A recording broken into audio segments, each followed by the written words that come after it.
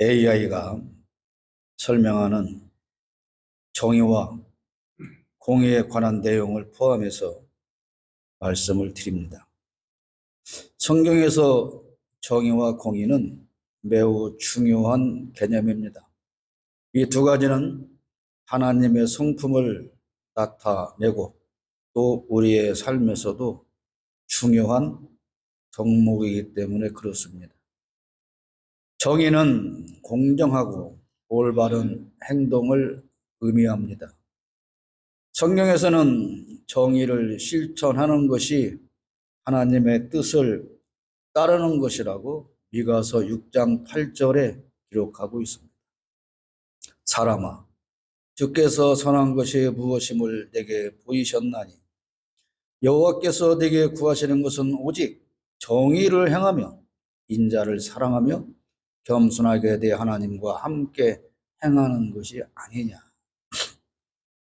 정의는 공정한 재판, 약자 보호, 공평한 대우 등을 포함합니다. 공의는 하나님의 의로움과 도덕적 완전성을 의미합니다. 성경에서는 하나님이 공의로우신 분이라고 여러 차례 강조하는데 시편 11편 7절 말씀을 보면 여호와는 의로우사 의로운 일을 좋아하시나니 정직한 자는 그의 얼굴을 비울 것이라고 말하고 있습니다. 공의는 하나님의 성품을 반영하며 우리의 삶에서도 도덕적이고 올바른 행동을 추구하는 것을 의미합니다. 정의와 공의는 서로 밀접하게 연결되어 있습니다. 정의는 공의를 실천하는 구체적인 행동을 의미하며 공의는 정의를 실천하는 데 필요한 도덕적인 기준을 제공하는 겁니다. 이사야 1장 17절에 선행을 배우며 정의를 구하며 학대받는 자를 도와주며 고아를 위하여 신원하며 과부를 위하여 변호하라 하셨느니라. 정의와 공의, 이 두 가지 덕목은 우리의 삶에서 하나님의 뜻을 따르고 공정하고 도덕적인 사회를 만드는데 아주 중요한 역할을 합니다. 성경은 우리에게 정의와 공의를 실천하라고 가르치며 이를 통해 하나님의 성품을 반영하고 이웃을 사랑하며 공평한 사회를 이루어 나가야 한다고 강조합니다. 그렇다면 우리 사회는 과연 공정한 재판과 약자 보호, 공평한 대우가 이루어지는 정의로운 사회일까요? 이러한 질문에 많은 국민이 그렇지 않다고 대답할 것입니다. 많은 국민이 윤석열은 내란 수괴이며 그의 아내 김건희는 특급 범죄자이기에 당장 체포하고 구속해서 수사하고 강력한 처벌이 필요하다고 생각합니다. 그러나 일부 국민은 그들은 아무런 죄가 없다고 합니다. 일반 국민만 그런 게 아니고 목사와 기독교인들도 그렇습니다. 어떤 이들은 내란 수괴와 범죄자를 처벌하라고 외치고 그러고 있지만 더 많은 수의 목사가 반대하거나 침묵으로 일관하고 있습니다. 내란 수괴, 윤석열을 포함한 공동 정범들에 대한 수사가 과연 공정하게 진행될 것인지 많은 국민이 염려하고 걱정하고 있습니다. 윤석열 탄핵안이 헌법재판소에서 과연 공정한 판단을 받고 인용될 것인지 국민은 불안해하고 있습니다. 우리 사회가 지금까지 공정한 수사와 재판, 약자 보호, 공평한 대우 등이 실현되는 정의로운 나라였었다면 국민은 어느 기관에서 수사를 하든 재판관이 누구든 어떤 성향이든 의심하지 않고 신뢰할 것입니다. 그러나 우리 국민은 정치인도 믿지 못하고 수사기관도 믿지 못하고 법원도 믿지 못합니다. 내 생각과 다른 수사 결과, 내 생각과 다른 재판 결과라서 그러는 게 아닙니다. 다수의 우리 국민은 이런 기관들이 정의롭지 못하다고 생각합니다.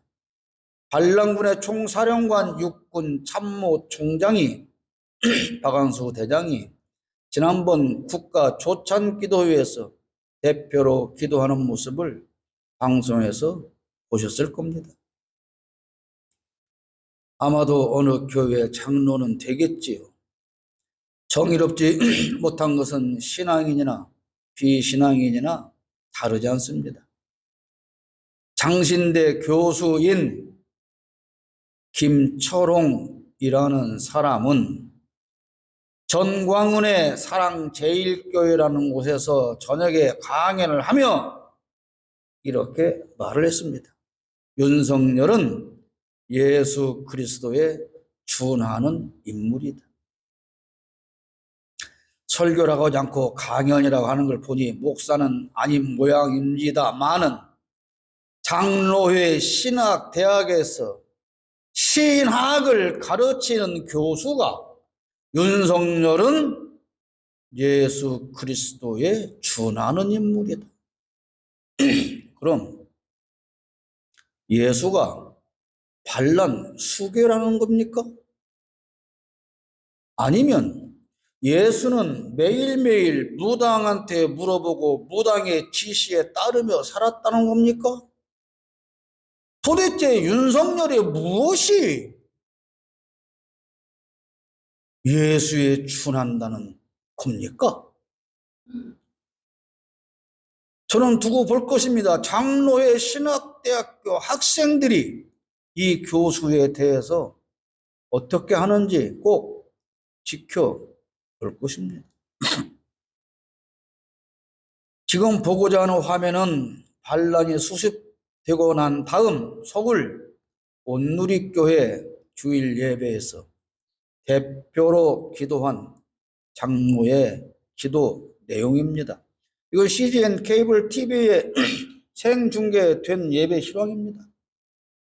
만왕의 왕이신 하나님, 지금 이 나라 너무 혼란합니다. 계엄이나 탄핵이나 무정부 상태가 되는 것 같아 안타깝고 두렵습니다.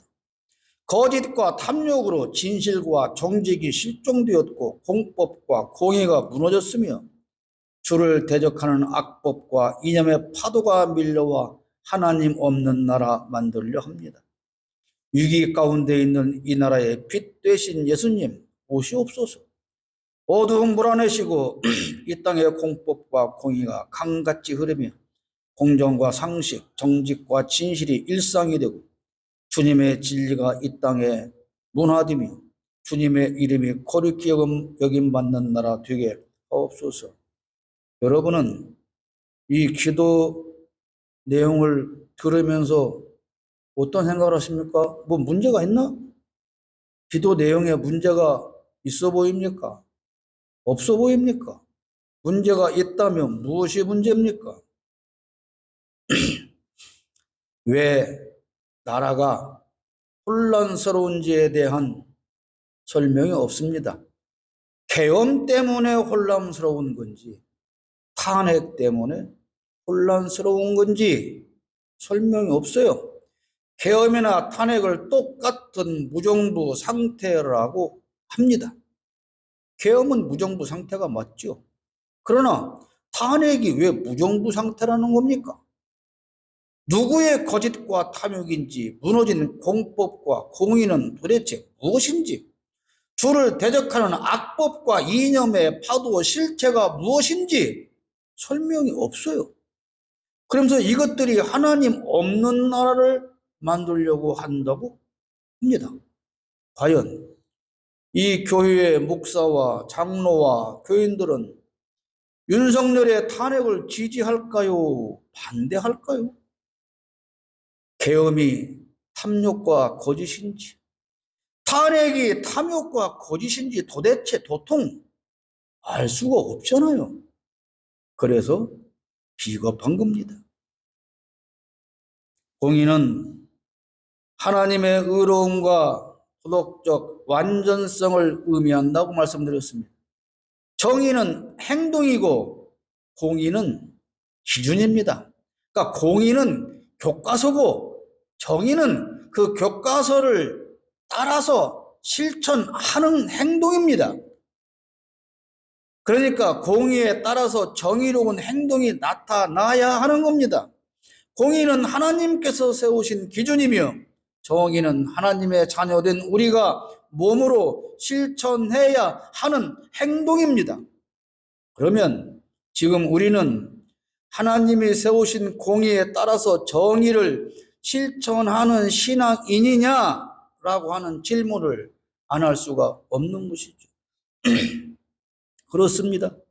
한국 교회와 신앙인은 과연 정의를 행하고 있습니까? 쉽게 말하면 한국 교회는 성경 말씀대로 살고 있느냐? 그런 정의로운 삶을 살고 있느냐? 그런 말입니다. 하나님은 성경을 통해서 공의를 말씀하셨기 때문에 그러므로 우리는 성경대로 살면 그게 정의로운 삶이 되는 겁니다.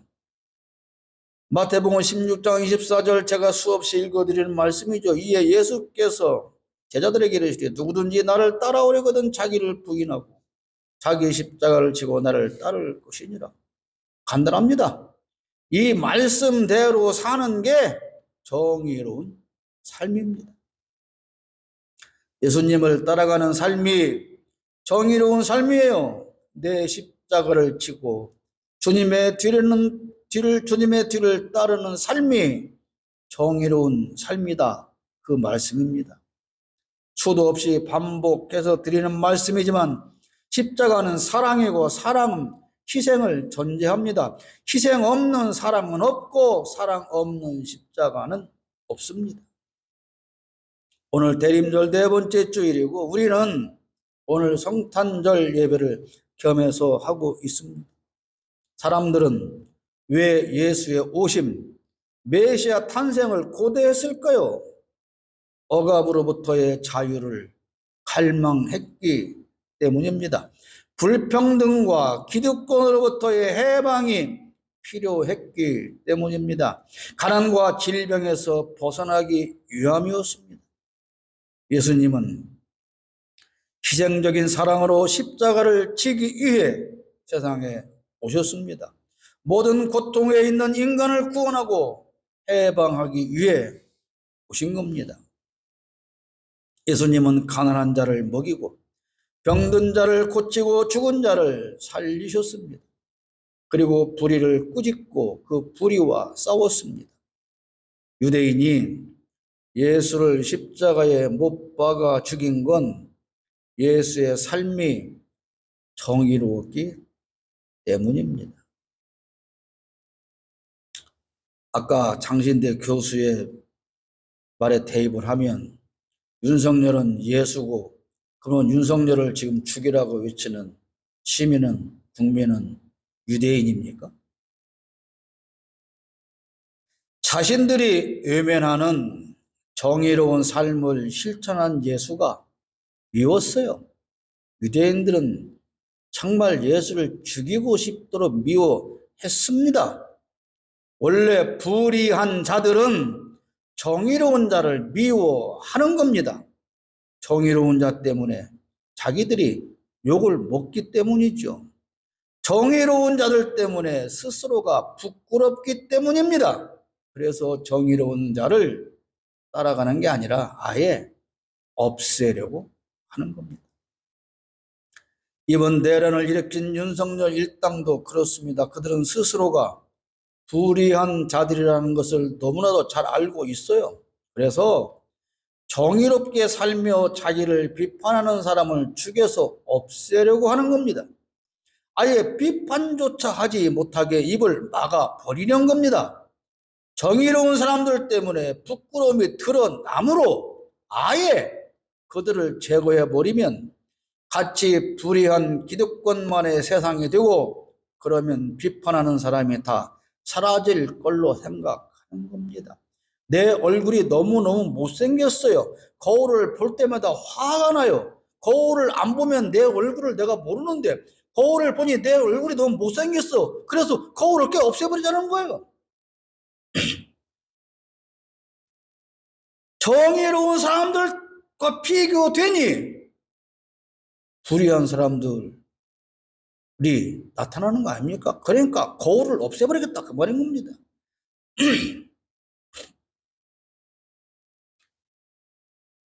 그렇게 제거해 버리면 불의한 자기들끼리 모여서 사는 기득권만의 세상이 되고 자기들을 비판하는 사람이 다 사라질 거 아닙니까? 이들은 그런 겁니다. 자기들만의 왕국을 세우려고 하는 겁니다. 그래서 저들에게 정의로운 사람 처단해야 할 반대 세력인 겁니다.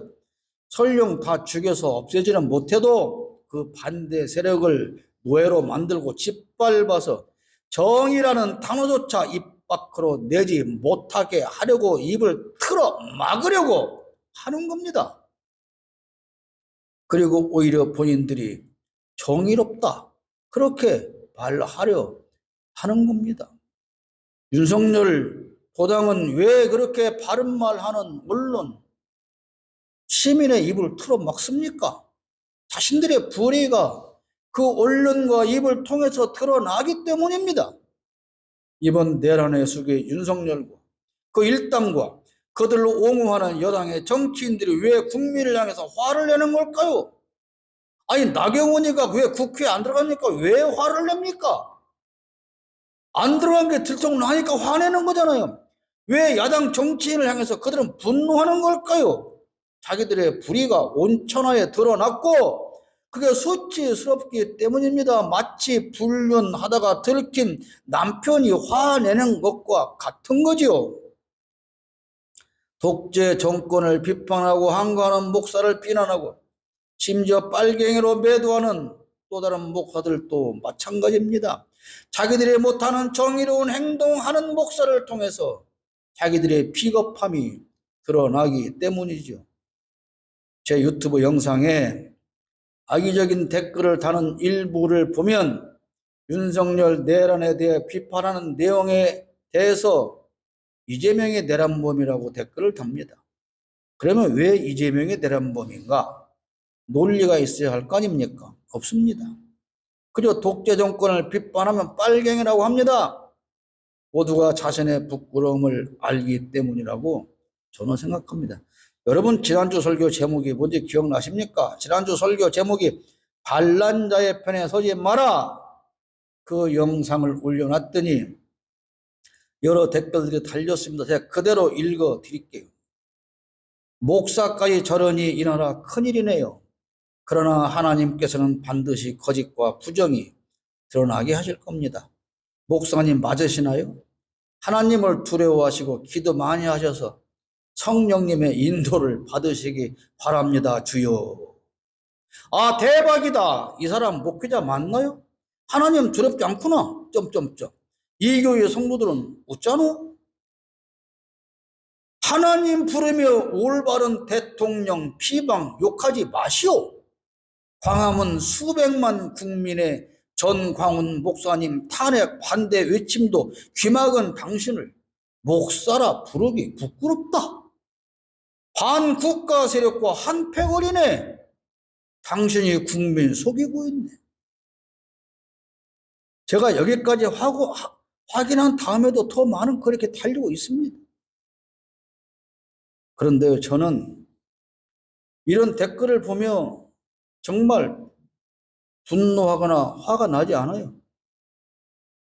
그저 대한민국 기독교인의 수준과 가치관이 이런 정도라는 게 정말 슬픕니다. 하긴 아까 그런 윤석열을 예수에 준하는 사람이라고 생각하는 신학교 교수한테서 수업을 듣고 목사가 되고 그런 목사가 가르치는 기독교인들이 뭐 당연히 이러지 않겠습니까? 대체 한국 기독교 200년 역사에서 목사들은 성도에게 대체 무엇을 가르쳤다는 겁니까?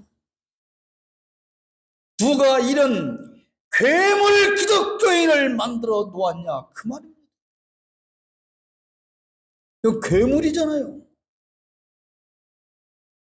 대체 저들이 입으로 내뱉는 성령은 무엇이길래 성령의 바른 인도를 받으라고 하는 것일까요? 저들에게 정의란 무엇이고 불의는 무엇이며 하나님의 공의는 도대체 무엇이냐고 묻고 싶을 뿐입니다. 우리가 정의롭게 산다는 건 하나님의 공의를 실천하며 사는 거라고 말씀을 드렸습니다. 하나님의 공의는 성경에 기록되어 있습니다. 위로는 하나님을 사랑하고 아래로는 이웃을 사랑하는 겁니다. 그것이 십자가를 지고 예수님의 뒤를 따라가는 삶입니다. 가난한 자를 먹이신 예수님처럼 가난한 이웃을 돌보는 게 정의로운 삶입니다. 그런데 가난한 자가 가지고 있는 그것마저 빼앗아서 자기 것으로 채우는 삶을 살고 있지 않습니까? 기득권이 그러고 있지 않습니까?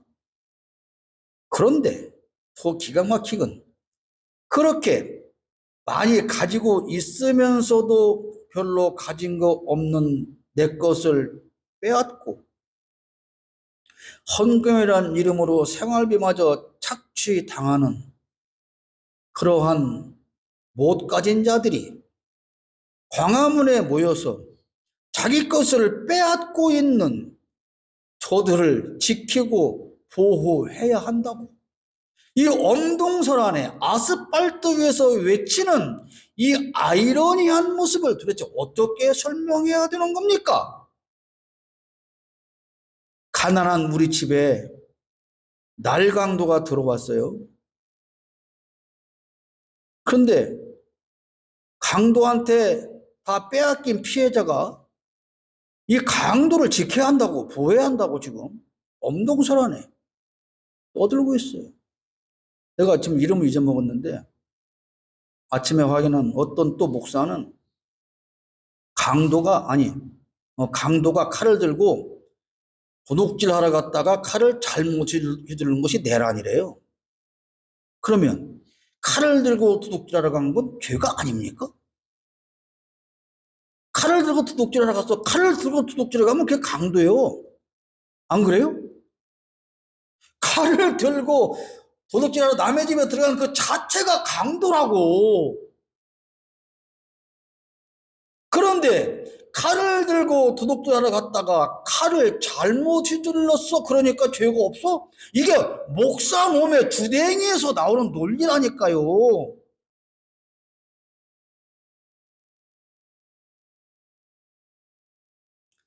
무대 위에 올라가서 외치고 있는 것은 착취하는 기득권이고 그 무대 아래 차가운 바닥에 앉아서 그들의 괴성에 아멘 할렐루야 환호하는 사람은 빼앗기고 있는 사람이에요. 도대체 누가 이런 세상을 만들었습니까? 그 가진 자들이, 그 빼앗아가는 자들이 목사라는 탈을 쓰고 착취해 가는 그런 자들이 한국 교회를 괴물 집단으로 만든 거 아닙니까?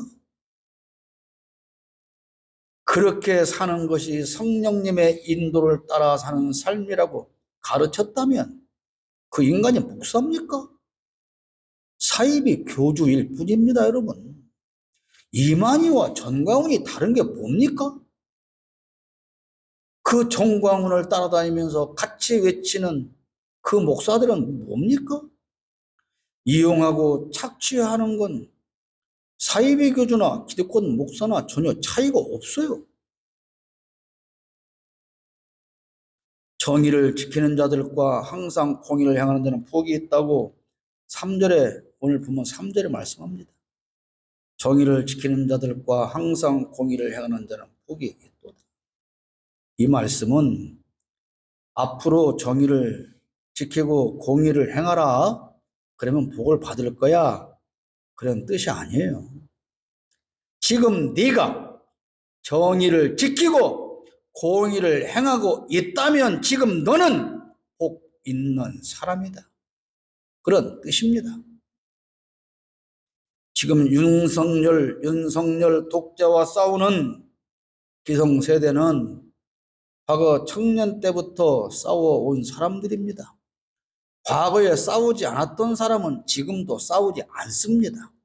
지금 불의에 항거하는 기독교인은 과거부터 그렇게 살아온 사람들입니다. 지금 불의의 편에 서 있는 기독교인은 과거에도 그렇게 불의의 편에 서 있던 사람들입니다. 지금 응원봉을 들고 거리에 나선 젊은이들은 미래에도 우리 세대가 되어도 그들은 또 불의와 싸울 겁니다. 그러나 지금 침묵하는 젊은이들은 미래에도 우리 세대가 되어도 그들 또 침묵할 겁니다. 정의로운 사람은 처음부터 정의롭고 불의한 사람은 처음부터 불의한 사람인 겁니다. 사람이 중간에 변하지 않습니다. 그래서 독사의 자식입니다. 독사가 자라면서 양으로 변화될 수 없지 않습니까? 정의로운 사람은 언제나 정의롭고 불의한 사람은 언제나 불의합니다. 그러나 기독교인은 정의로운 사람으로 변화되어야만 합니다. 성령의 인도를 받는 기독교인이 윤석열 반란 수계를 옹호할 수 없는 겁니다. 반란 수계를 옹호하는 건 성령의 인도가 아니라 사탄의 인도이기 때문에 그런 겁니다. 성령은 거룩하고 공의롭지만 사탄은 비열하고 불의하기 때문입니다. 사랑하는 여러분 하나님의 공의를 실천하는 정의로운 삶을 살고 있습니까? 그렇다면 여러분은 지금 복 받은 사람입니다.